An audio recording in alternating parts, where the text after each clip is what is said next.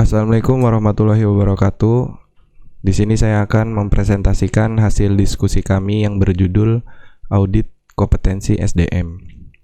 Sebelum memperjelas tentang kompetensi SDM, saya akan menjelaskan kenapa audit kinerja SDM itu perlu. Jadi, audit ini menelaah seberapa baik manajer mengetahui kebijakan SDM. Departemen SDM yang efektif dapat memenuhi tujuan perusahaan dan kebutuhan karyawan. Jika kebutuhan karyawan tidak terpenuhi, maka frekuensi perputaran karyawan, ketidakhadiran, dan aktivitas serikat pekerja kemungkinan akan terjadi. Untuk mempelajari seberapa baik kebutuhan karyawan, tim audit mengumpulkan informasi mengenai gaji, tunjangan, dan lain-lain. Audit SDM dapat dilaksanakan dalam beberapa situasi. Yang pertama, ketika dirasa perlu oleh manajemen puncak. Yang kedua, ketika kekuatan eksternal yang memaksa suatu tinjauan atau perusahaan induk perusahaan yang mengakui sisi, dewan komisaris, badan pemerintah, dan lain-lain. Yang ketiga, ketika manajer baru bertanggung jawab atas Departemen Sumber Daya Manusia. Yang keempat, ketika suatu perusahaan yang signifikan dalam dunia usaha yang memaksa konsiderasi ulang sumber daya manusia. Yang terakhir, ketika suatu keinginan spesialis sumber daya manusia untuk meningkatkan praktik dan sistem SDM perusahaan. Yang lebih penting adalah audit sumber daya manusia dapat dipandang sebagai proses pembelajaran. Proses audit sumber daya manusia terdiri atas 6 langkah. Yang pertama, mengkomunikasikan gagasan dan makna audit SDM dan menekan berbagai manfaat yang dapat diperoleh serta mendapatkan dukungan manajemen puncak. Yang kedua, memilih personalia dengan berbagai keterampilan dan menyusun tim audit serta memberikan pelatihan yang dibutuhkan. Yang ketiga, mengumpulkan data dari berbagai jenjang, fungsi, dan unit yang berbeda dalam organisasi. Yang keempat, menyiapkan laporan audit bagi para manajer lini dan evaluasi dalam manajemen SDM. Yang kelima, membahas laporan dengan para manajer pengoperasian terkait yang kemudian menindaklanjuti hasil evaluasi. Yang terakhir, memasukkan berbagai tindakan korektif ke dalam proses penetapan sasaran operasi organisasi reguler. Berikutnya, manfaat audit SDM. Menurut Rifai, audit SDM mengevaluasi aktivitas SDM yang digunakan dalam suatu perusahaan dan merupakan pengendalian kualitas keseluruhan yang mengevaluasi aktivitas SDM dalam suatu perusahaan. Manfaat dari audit SDM itu sendiri, yang pertama, mengidentifikasi kontribusi-kontribusi Departemen Sumber Daya Manusia bagi organisasi, mengingatkan citra profesional Departemen Sumber Daya Manusia. Yang ketiga, mendorong tanggung jawab dan profesionalisme yang lebih besar di antara anggota-anggota Departemen Sumber Daya Manusia.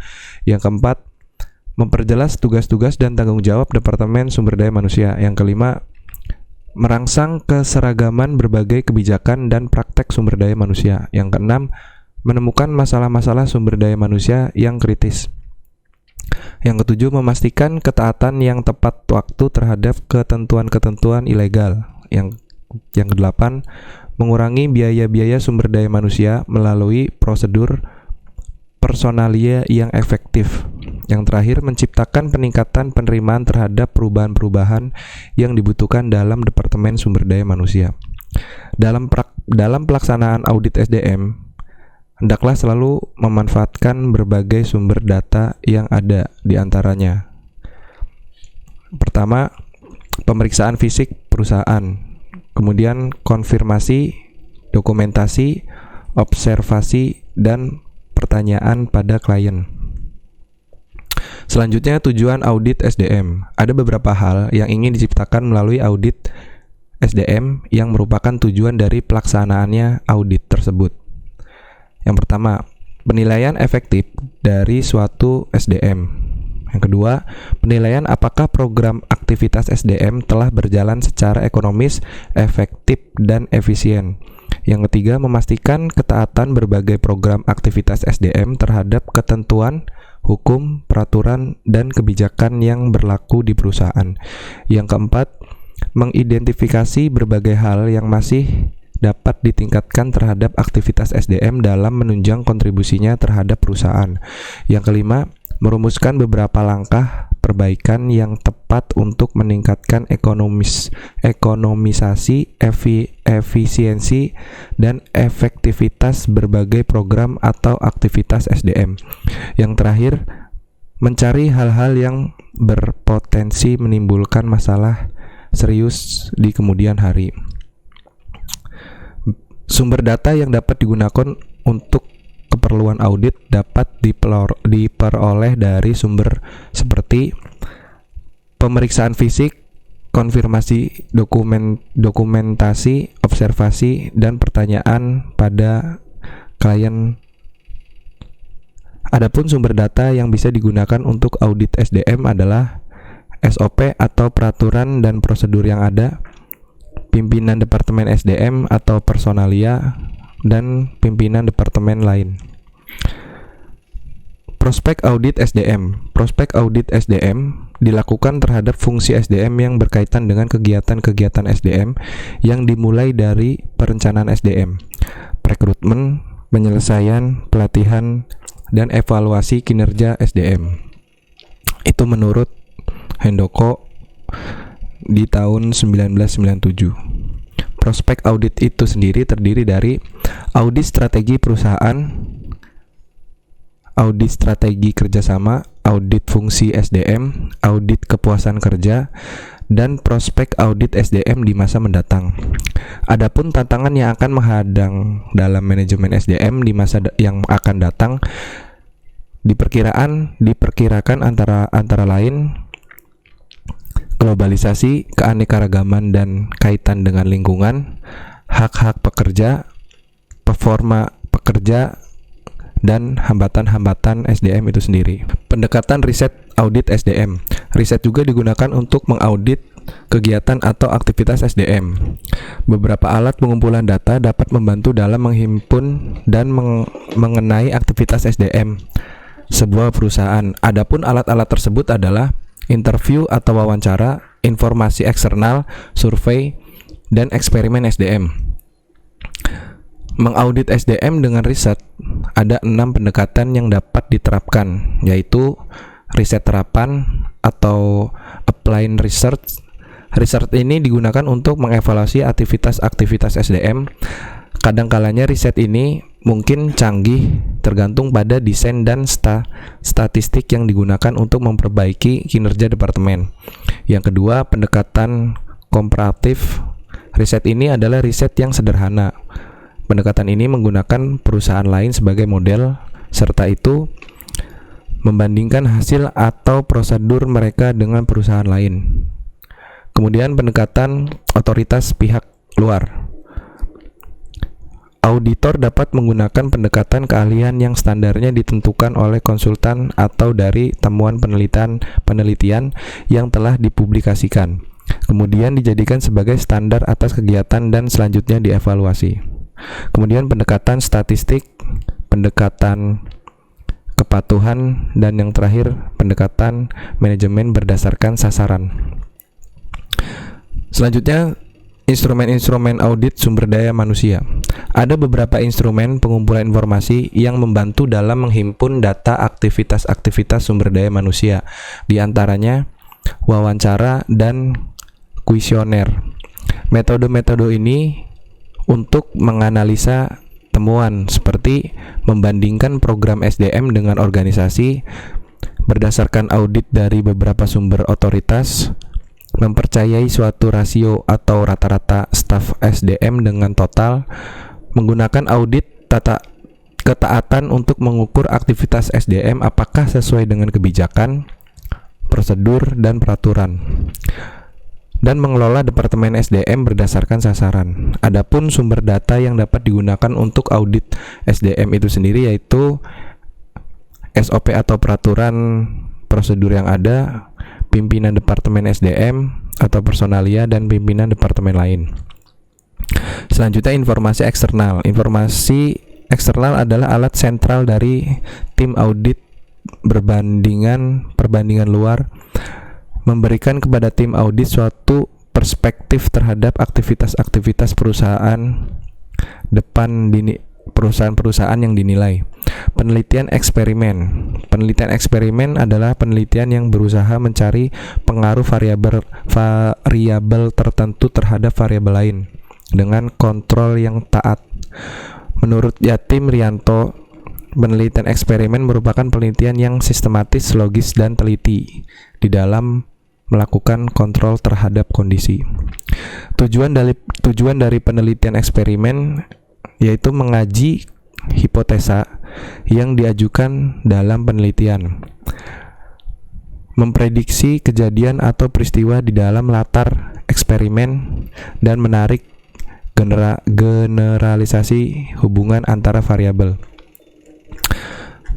Penjelasan berikutnya akan dijelaskan oleh rekan saya. Orang dalam melaksanakan suatu pekerjaan atau tugas di bidang tertentu sesuai dengan jabatan yang disandangnya.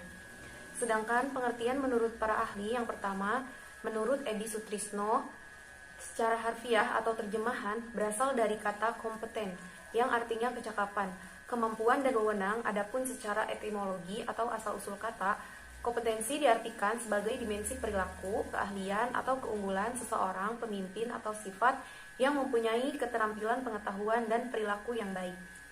Sedangkan menurut Robert, kompetensi dapat digambarkan sebagai kemampuan untuk melaksanakan suatu tugas atau peran, kemampuan mengintegrasikan pengetahuan, keterampilan, sikap-sikap, dan nilai-nilai pribadi, dan kemampuan untuk membangun pengetahuan dan keterampilan yang didasarkan pada kemampuan yang dikemukakan. Selanjutnya, aspek konsep kompetensi. Menurut Gordon 1988 menjelaskan beberapa aspek yang terkandung dalam konsep kompetensi sebagai berikut. Yang pertama, knowledge, yaitu kesadaran dalam bidang kognitif. Misalnya, seseorang karyawan mengetahui cara melakukan pembelajaran yang baik sesuai dengan kebutuhan yang ada di perusahaan. Yang kedua, understanding, yaitu kedalaman kognitif dan efektif yang dimiliki oleh individu. Misalnya, karyawan dalam melaksanakan pembelajaran harus mempunyai pemahaman yang baik tentang kondisi kerja secara efektif. Yang ketiga, skill, yaitu sesuatu yang dimiliki oleh individu untuk melaksanakan pekerjaan yang dibebankan kepadanya. Yang keempat, value, yaitu suatu standar perilaku yang telah diyakini dan secara psikologis telah menyatu dalam diri seseorang. Yang kelima, attitude, yaitu perasaan atau reaksi terhadap suatu peristiwa yang datangnya dari luar. Yang keenam, interest, yaitu kecenderungan seseorang untuk melakukan sesuatu perbuatan. Selanjutnya, karakteristik kompetensi pegawai. Yang pertama, kompleksitas keterampilan manajerial sekaligus profesional dengan tingkat tanggung jawab yang tinggi dari para pejabat. Yang kedua, berupaya untuk meningkatkan kualitas dan efisiensi pekerjaan. Yang ketiga, keterampilan pendapat atau kemampuan mengkritisi permasalahan, sikap, dan nilai yang dianut pengetahuan, kemampuan, dan kapasitas. Yang keempat, memiliki pola-pola pengambilan keputusan yang baik dalam konteks perencanaan operasional maupun yang bersifat taktikal. Yang kelima, berorientasi pada pencapaian prestasi. Yang keenam, pengetahuan profesional orientasi kepada pelanggan, kepedulian kepada bisnis, kepemimpinan, dan perencanaan serta pengorganisasian. Sedangkan menurut Spencer 1993, terdapat 5 aspek. Yang pertama, motivasi, yaitu sesuatu di mana seseorang secara konsisten berpikir sehingga ia melakukan tindakan. Yang kedua, traits, yaitu watak yang membuat orang untuk berperilaku merespon sesuatu dengan cara tertentu. Yang ketiga, self-concept, yaitu sikap dan nilai-nilai yang dimiliki seseorang. Hal ini diukur melalui tes kepada responden untuk mengetahui bagaimana nilai yang dimiliki seseorang, apa yang menarik. Yang keempat, knowledge, yaitu informasi atau pengetahuan yang dimiliki seseorang. Yang kelima, skill, yaitu kemampuan untuk melaksanakan suatu tugas tertentu baik secara fisik maupun non-fisik. Selanjutnya, manfaat penggunaan kompetensi. Menurut Ruki, 2003 mengemukakan konsep kompetensi menjadi semakin populer dan sudah banyak digunakan oleh perusahaan-perusahaan besar dengan berbagai alasan, yaitu memperjelas standar kerja dan harapan yang ingin dicapai. Yang kedua, alat seleksi karyawan. Yang ketiga, memaksimalkan produktivitas. Yang keempat, dasar untuk pengembangan sistem remunerasi. Yang kelima, memudahkan adaptasi terhadap perubahan. Yang keenam, menyelaraskan perilaku kerja dengan nilai-nilai organisasi. Yang kedua, information seeking, motivation, and ability to learn, yaitu kemampuan mencari kesempatan belajar tentang keahlian teknis dan interpersonal. Yang ketiga, achievement motivation, yaitu kemampuan berinovasi sebagai peningkatan kualitas produk. Yang keempat, work motivation under time pressure, yaitu kemampuan menahan stres dalam organisasi dan komitmen dalam menyelesaikan pekerjaan. Yang kelima, collaborativeness, yaitu kemampuan pegawai untuk bekerja secara kooperatif di dalam kelompok. Yang keenam, customer service, yaitu kemampuan melayani konsumen, mengambil inisiatif dalam mengatasi masalah yang dihadapi konsumen. Selanjutnya, rekomendasi profesional dalam penilaian manajemen kompetensi. Yang pertama, memimpin perubahan. Dalam wawancara, calon menunjukkan kekurangan dalam aspek berpikir konseptual. Salah satu kemungkinan penyebabnya adalah budaya perusahaan, di mana calon pekerja selama ini kurang berorientasi jangka panjang. Pola yang terjadi adalah pola hit and run. Kalau ada proyek, cari orang yang siap pakai, dan kalau selesai, lakukan PHK. Dalam wawancara, calon menunjukkan dua perubahan yang dilakukan perusahaan di mana dia bekerja, yaitu tentang pembuatan benefit dari yang semula tanpa benefit menjadi memiliki benefit, serta perubahan dari kantor yang semrawut menjadi kantor yang lebih representatif. Yang keempat, pemahaman mendalam bidang manajemen. Pemahaman tentang manajemen terbatas. Dia kurang mampu menjelaskan bagaimana dia menerapkan manajemen dalam bekerja. Dia juga tidak mampu menjelaskan bagaimana perencanaan strategis dibentuk di perusahaannya yang lama. Dia juga tidak mampu menginterpretasikan bagaimana perencanaan strategis perusahaan ditetapkan menjadi program-program di unit kerjanya. Yang kelima, kemampuan mengembangkan anak buah. Kemampuan calon dalam dimensi ini dapat dikatakan cukup, meski calon menunjukkan bahwa beberapa mantan anak buahnya berhasil di dalam bidang mereka, menjadi HR manager sebuah perusahaan, area manager. Namun, calon tidak mampu menunjukkan bagaimana dia secara terencana melakukan pengembangan anak buah. Dan dalam kenyataan yang dihadapi di perusahaan sebelumnya, calon menyatakan kurangnya perusahaan dalam mengembangkan sumber daya manusia. Yang keenam, kemampuan negosiasi. Pengalaman calon dalam negosiasi dapat dikategorikan cukup. Dia memberikan beberapa contoh di mana calon melakukan negosiasi dengan berbagai pihak di luar perusahaan. Namun dari contohnya yang diberikan, dia tidak menguraikan bagaimana dia membuat perencanaan, penetapan sasaran, strategi, dan skenario, serta beberapa tahapan lain dalam negosiasi. Yang ketujuh, stabilitas kerja. Penahanan beberapa ekspatriat dan masalah restitusi pajak yang menyita waktu dan perhatian. Calon menunjukkan melalui contoh dengan berbagai tuntunan perhatian dari beberapa masalah tersebut. Calon bisa tetap menunjukkan prestasi kerja pada bidang yang lain. Selanjutnya, pengembangan SDM berdasarkan kompetensi dalam meningkatkan kinerja organisasi. Berdasarkan pendapat Nikon 2007-169, dapat dikatakan bahwa kinerja organisasi diperoleh dari pengelolaan berbagai tujuan, sasaran, dan pengembangan sumber daya manusia di dalamnya dalam rangka mencapai tujuan, baik jangka pendek maupun jangka panjang. Peran pimpinan dalam hal ini sangat dominan. Berbagai upaya pengembangan SDM hendaknya didukung oleh beberapa faktor, di antaranya: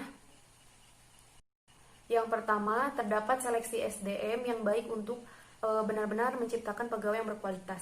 Yang kedua, merancang keselarasan antara kebutuhan organisasi dan kemampuan pegawai, menyediakan sarana prasarana dan teknologi yang sesuai untuk pengembangan pegawai. Perangsang seperti imbalan kebendaan, pujian, keberhasilan yang diharapkan tanggung jawab serta pengembangan adalah perangsang-perangsang positif, sementara hukum adalah perangsang negatif. Yang ketiga, komitmen yang tinggi dari setiap elemen organisasi untuk melakukan pengembangan pegawai secara berkesinambungan. Di sini saya akan menjelaskan bagian 2.3 yaitu komponen kompetensi karyawan. Menurut Spencer dan Spencer dalam Cucu dan Suwanto tahun 2003 yaitu menyatakan bahwa ada 5 karakteristik kompetensi yaitu sebagai berikut. Kesatu yaitu keterampilan atau skill. Skill itu yaitu kemampuan untuk melaksanakan tugas-tugas fisik dan mental tertentu. Yang kedua yaitu pengetahuan atau knowledge, yaitu suatu informasi yang dimiliki seseorang khususnya pada bidang spesifik. Pengetahuan merupakan kompetensi yang kompleks.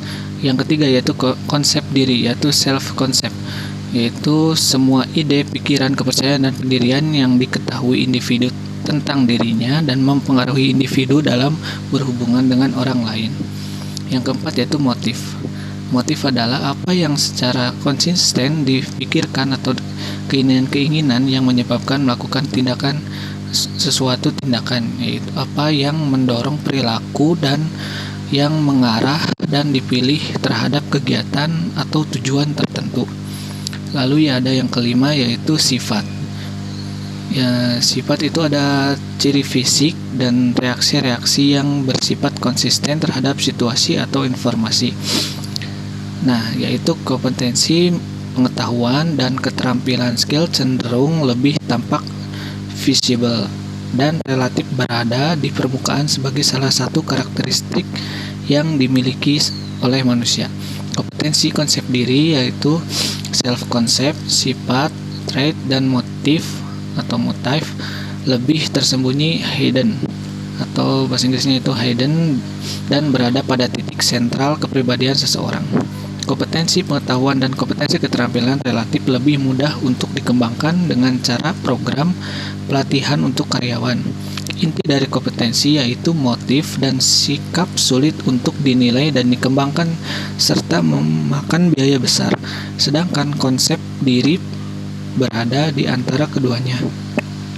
Sikap dan nilai seperti percaya diri dapat diubah melalui pelatihan dan pengembangan yang positif. Jenis kompetensi menurut Spencer dan Spencer tahun 1993 yaitu halaman 34 sampai 39 mengklasifikasikan dimensi dan komponen kompetensi individual menjadi 3 bagian, yaitu 1 kompetensi intelektual, yang kedua kompetensi emosional, ketiga yaitu kompetensi sosial. Uraian dari masing-masing kompetensi secara rinci dijelaskan sebagai berikut, yaitu pertama kompetensi intelektual. Kompetensi intelektual adalah karakter, sikap, dan perilaku atau kemauan dan kemauan intelektual individu atau bisa disebut dapat berupa pengetahuan, keterampilan, pemahaman profesional, dan pemahaman konseptual dan lain-lainnya yang bersifat relatif stabil ketika menghadapi permasalahan di tempat kerja, yang dibentuk dari sinergi antara watak, konsep diri, motivasi internal, serta kapasitas pengetahuan konseptual. Kapasitas intelektual adalah kemampuan yang diperlukan untuk menjalankan kegiatan mental. Kompetensi intelektual ini terinternalisasi dalam bentuk 9 kompetensi sebagai berikut. Yang ke-1 berprestasi, yang kedua kepastian kerja, yang ketiga inisiatif, dan yang keempat penguasaan informasi, yang kelima berpikir analitik, yang keenam berpikir konseptual, yang ketujuh keahlian praktika, kedelapan kemampuan linguistik, dan yang terakhir kemampuan naratif. Nah, yang berprestasi itu adalah kemampuan atau semangat seseorang karyawan untuk berusaha mencapai kinerja yang terbaik. Lalu kepastian kerja, kemauan dan kemampuan seseorang karyawan untuk meningkatkan kejelasan kerja dengan menetapkan rencana yang sistematik dan mampu memastikan pencapaian tujuan berdasarkan data atau informasi yang akurat.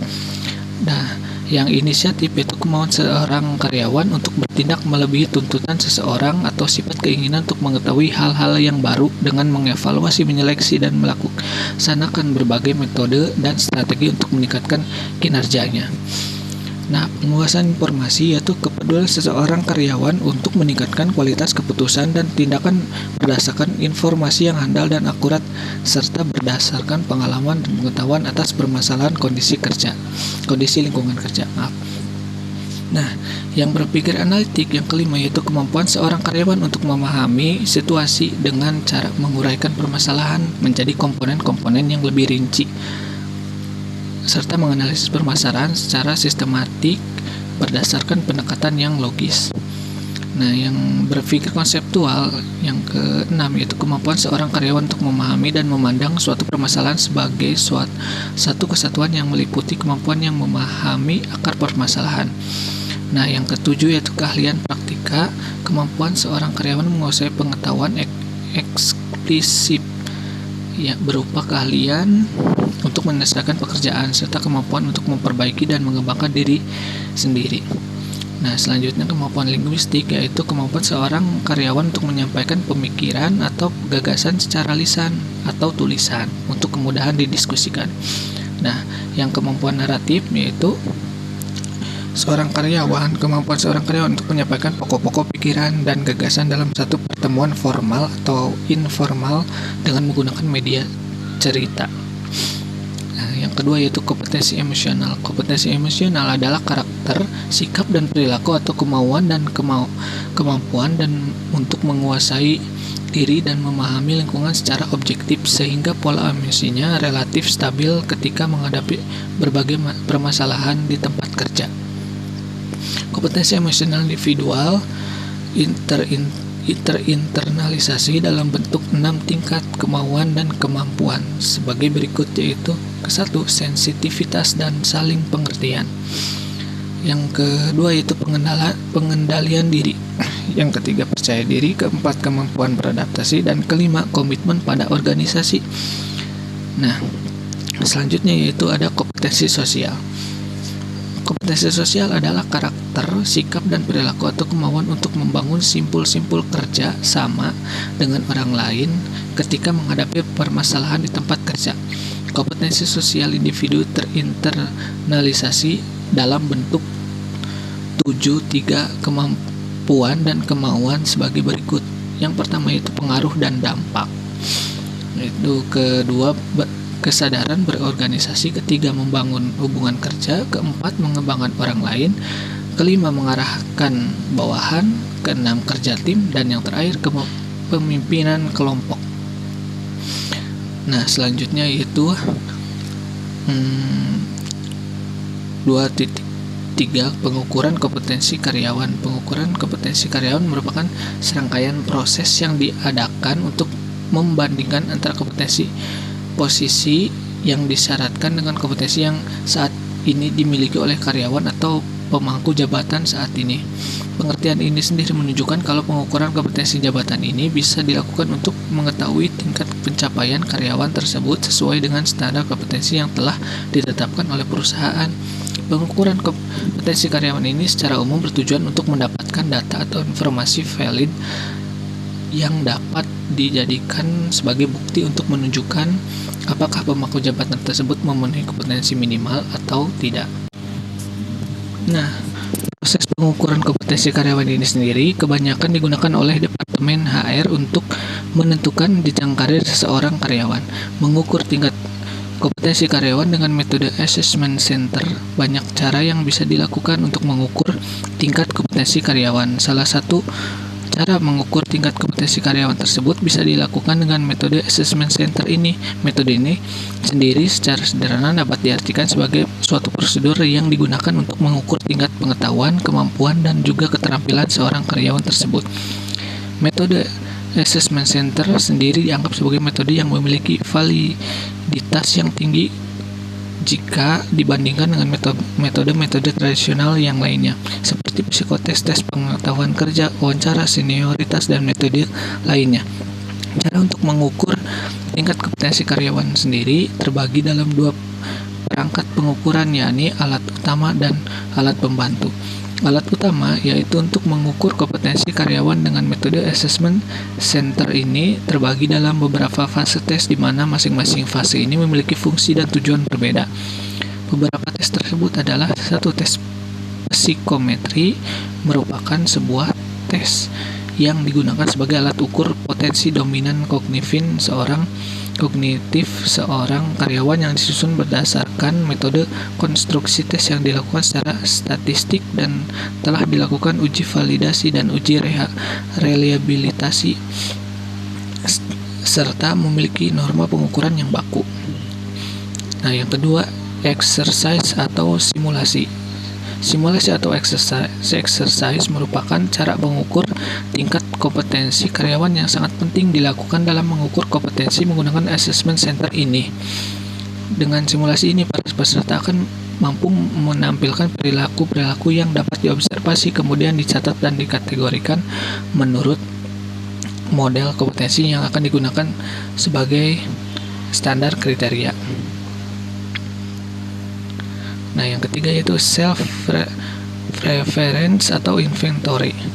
Self-reference atau inventory merupakan alat ukur yang bertujuan untuk memunculkan preferensi pribadi seorang karyawan dalam menghadapi situasi kerja yang biasa dia hadapi, situasi sosial tertentu dan tingkatan motivasi kerja, cara kerja dan sikap dalam menghadapi pekerjaan secara ilmiah.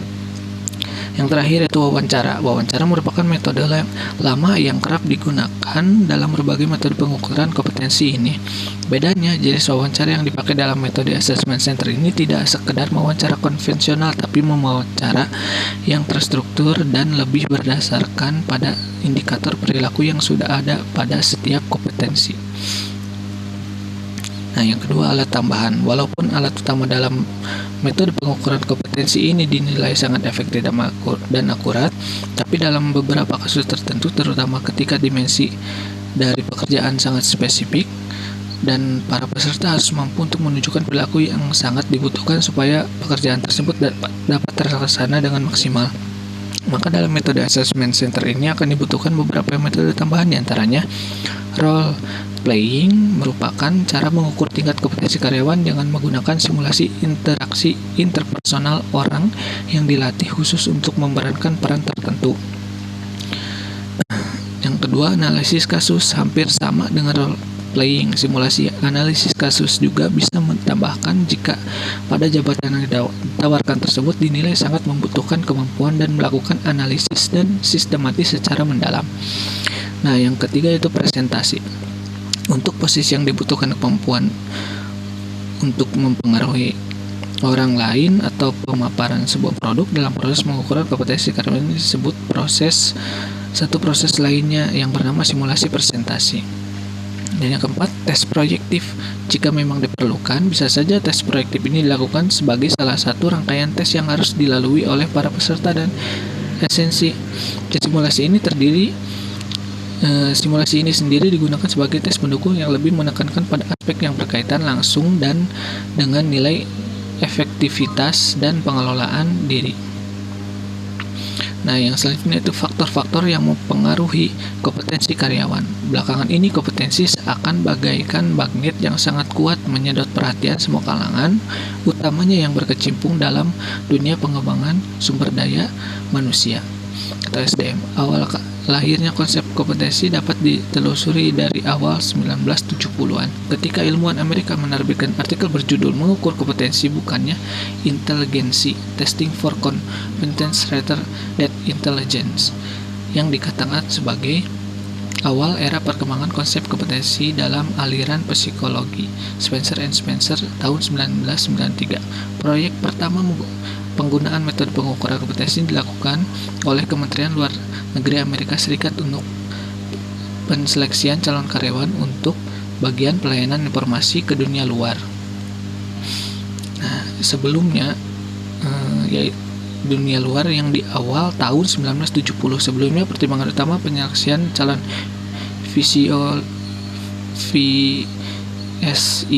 lebih didasarkan kepada hasil seleksi intelijensi dan presentasi akademik ternyata tidak mampu memberikan perkiraan yang tepat akan keberhasilan VSIO di lapangan. Di samping seleksi semacam ini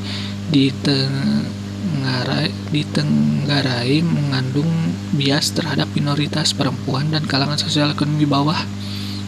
Memasuki dunia kerja, seorang karyawan diharapkan memiliki kompetensi tertentu atas jabatan kerja mereka. Hal ini menjadi acuan bagi perusahaan untuk tahu kemampuan karyawan tersebut. Melalui kompetensi, perusahaan lebih mengetahui posisi yang cocok untuk tepat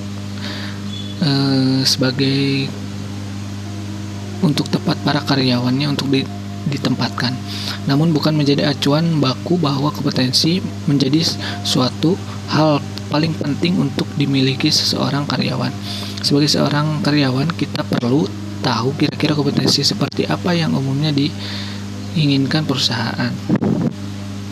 Nah, menurut Sheldon dalam Spencer & Spencer 1993, konsep dan metode pengukuran berdasarkan kompetensi terus tumbuh dengan berbagai penelitian penerapan di berbagai jenis organisasi. Jika di Amerika Serikat penerapan konsep kompetensi diawali oleh organisasi pemerintah dan kemudian berkembang ke organisasi bisnis, di Indonesia perhatian penerapan konsep kompetensi lebih dahulu ramai di kalangan berbagai organisasi bisnis pada tahun 1990-an, di mana banyak lembaga jasa pelatihan menawarkan berbagai jenis program pelatihan pengelolaan SDM berbasis kompetensi based human resources system yang ditawarkan oleh High Group pada konsultan jasa di bidang SDM.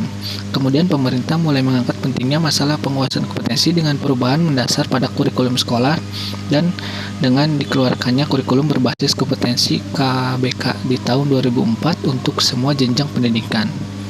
Menurut Jamal 2006, kompetensi yang mempengaruhi kinerja individu menurut Mattis dan Jackson 2003 dapat disajikan dalam gambar 2 di bawah ini. Kinerja adalah hasil atau tingkat keberhasilan secara keseluruhan selama periode tertentu di dalam melaksanakan tugas dibandingkan dengan berbagai kemungkinan seperti standar hasil kerja, target atau sasaran atau kriteria yang telah ditetapkan terlebih dahulu dan telah disepakati bersama. Kita bisa lihat di sini ada upaya yang dilakukan, motivasi kerja, atas kerja, kehadiran, desain kerja, menciptakan kinerja individual. Nah, yang selanjutnya itu hambatan dalam meningkatkan kompetensi karyawan.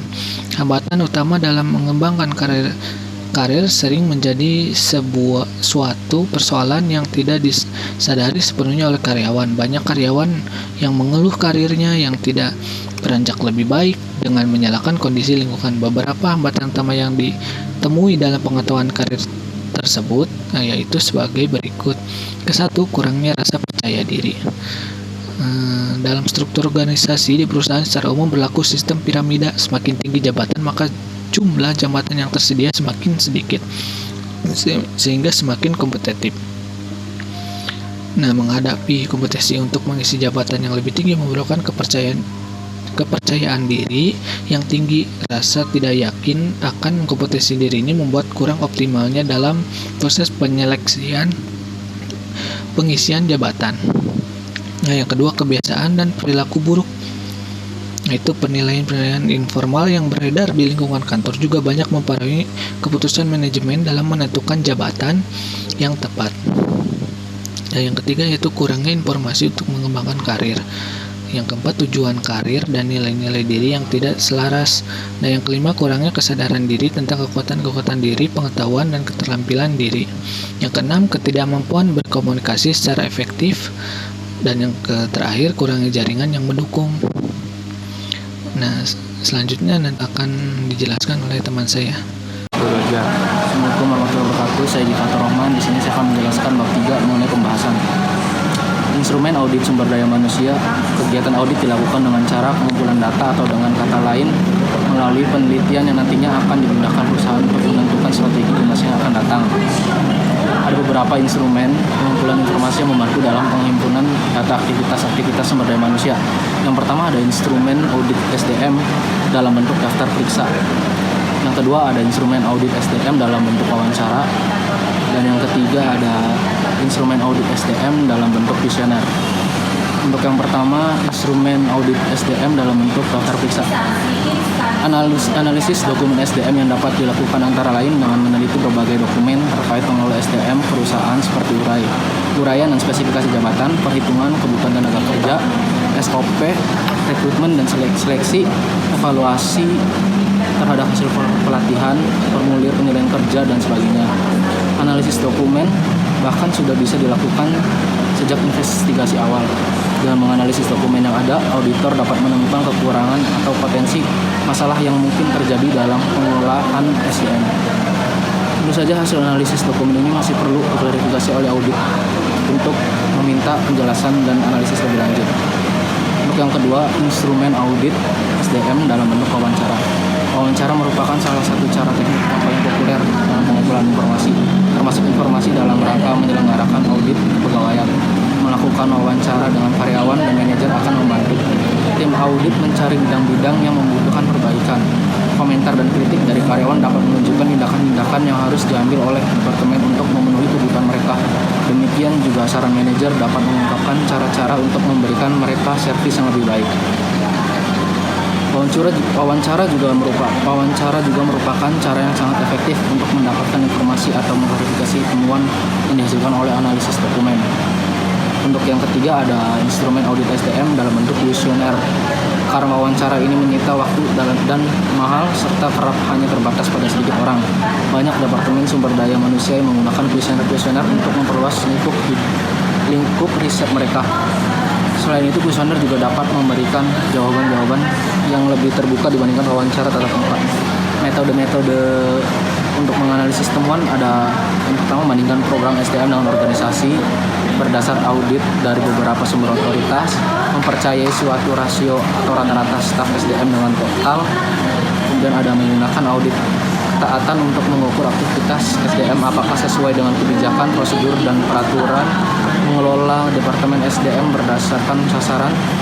Adapun sumber data yang bisa digunakan untuk audit SDM yaitu SOP, aturan dan prosedur yang ada.